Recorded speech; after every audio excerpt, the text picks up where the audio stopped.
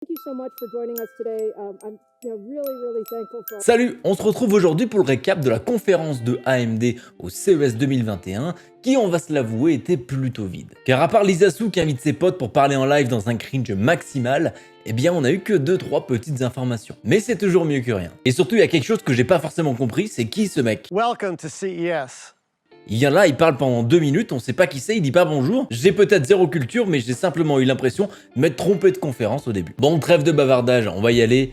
Venez vous asseoir, on est parti. Dans un premier temps, laissez-moi vous dire que vous avez bien fait de ne pas regarder cette conférence. Parce que c'était 50 minutes de cringe, d'ennui et d'informations sur 2020 qu'on n'avait pas forcément envie d'avoir ou de se rappeler. Si vous pensez que la conférence de Nvidia était naze, et bien là, on est très au-dessus. J'ai dû quitter le live, vraiment, parce qu'il fallait le regarder en x2. Et on peut pas forcément faire ça sur un live, donc j'ai dû le regarder après. Franchement, même regarder le Tour de France, c'était plus palpitant. Et pour rebondir sur ça, Gamer Nexus dans leur vidéo, on fait simplement un benchmark du temps où Lisa Su parle de différentes choses. Et on s'aperçoit que 3 minutes 19 de la conférence était dédiée au nouveau CPU mobile Ryzen, ainsi que 5 secondes dédiées au RX 6000. Oui, 5 secondes.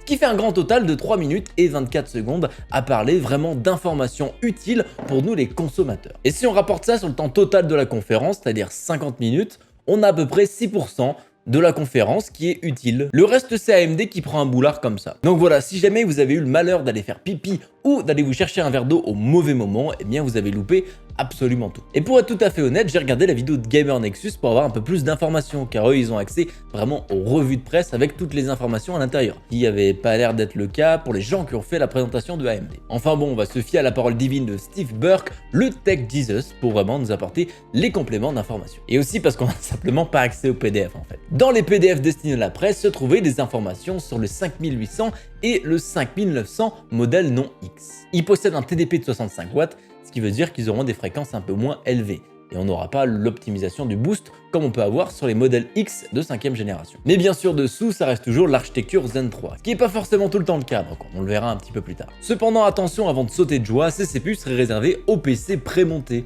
donc pas disponible pour le grand public. Mais si vous en voulez vraiment, il y en aura très certainement sur AliExpress un de ces quatre. Rien de sûr pour le moment si les autres puces vont avoir des modèles non X, mais tout tend à dire que oui. Mais comme d'habitude, ce sera très certainement réservé aux modèles de la gamme 700 et 600, car sur les générations précédentes, c'était déjà le cas. Après, on n'a déjà pas de stock sur les modèles de base, donc ça m'étonnerait de voir les variantes qui arrivent pour le grand public. On va devoir attendre certainement un petit peu plus de temps, malheureusement. Allons-y maintenant pour la vraie seule information qu'on a trouvée dans la conférence de Nvidia. Des CPU laptop ont été annoncés du côté d'AMD avec les gammes U, H et HX. Ces différents modèles qui battent visiblement, selon les benchmarks d'AMD, les puces d'Intel. Par contre, attention, certains CPU de la gamme U n'utiliseront pas l'architecture Zen 3, mais bien l'architecture Zen 2, donc vous serez essentiellement sur des puces 3000 plutôt que des puces 5000. Les CPU concernés sont le 5700U, 5500U et le 5300U. Donc ne vous faites pas trop avoir là-dessus, ils seront simplement plus puissants en multicore que les Ryzen 4000, présents sur la dernière génération de PC portables. Donc toujours plus de confusion, ça fait plaisir, c'est pas comme si les puces Intel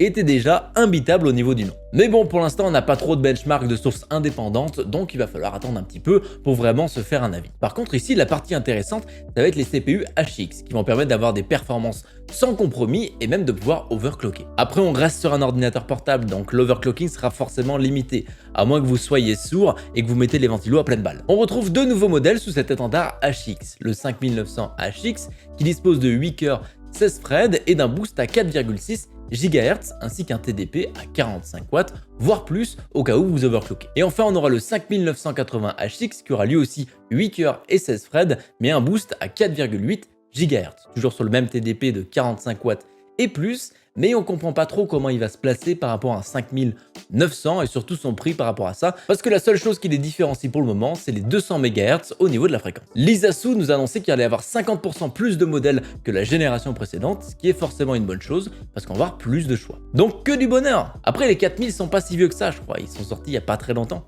Donc il y aura peut-être quelques petits deals à faire là-dessus. Ah, ça va être sympa. Dans tous les cas, ces laptops seront disponibles d'ici fin février, sauf si ça se passe comme les CPU et les cartes graphiques en ce moment, on n'en verra pas beaucoup. Donc à voir. Lors de la présentation, il y a eu un petit teasing de la part d'AMD, comme quoi de nouvelles cartes graphiques vont arriver. Que ce soit pour les PC portables ou les ordinateurs de bureau, on devrait avoir quelque chose qui devrait sortir d'ici milieu d'année. Et comme on a vu que la 3060 allait sortir d'ici février, on se douterait bien qu'il se prépare quelque chose pour autour de mars. D'ailleurs, on avait vu des leaks autour de ça sur la 6700 qui pourrait sortir éventuellement en mars. Mais malheureusement, ce ne sont que des rumeurs. Par contre, elles restent tout à fait logiques, donc ça m'étonnerait pas qu'elles arrivent vraiment. Mais bon, à confirmer. Donc bien joué à vous si vous avez préféré regarder un résumé ou un récap de cette conférence, parce que vous avez tout gagné à faire ça. En effet, c'était 50 minutes d'ennui, de cringe et autres. Voilà, sans vraiment avoir d'informations concrètes à se mettre sous la dent. Ou en tout cas, 3 minutes 30 sur 50, c'est plus ce que j'appelle de la perte de temps qu'autre chose. Si vous aviez pas grand chose à dire, fallait être honnête dès le départ, quoi, mais faut pas nous tenir en otage comme ça pendant 50 minutes. Pour vous mettre dans le contexte, c'est comme si vous avez cliqué sur une vidéo qui a un titre trop bien et qui dure 1 heure, mais on s'aperçoit qu'au final, il y a seulement 3 minutes sur le contenu du titre. On s'est fait putacliquette par AMD. En résumé, vous n'avez rien loupé, c'était 1 heure où AMD prend un melon si énorme qu'il ne reste plus dans le cadre. Voilà, ce sera tout pour aujourd'hui. Merci à vous d'avoir visionné la vidéo et on se retrouve à très bientôt pour une prochaine. Ciao!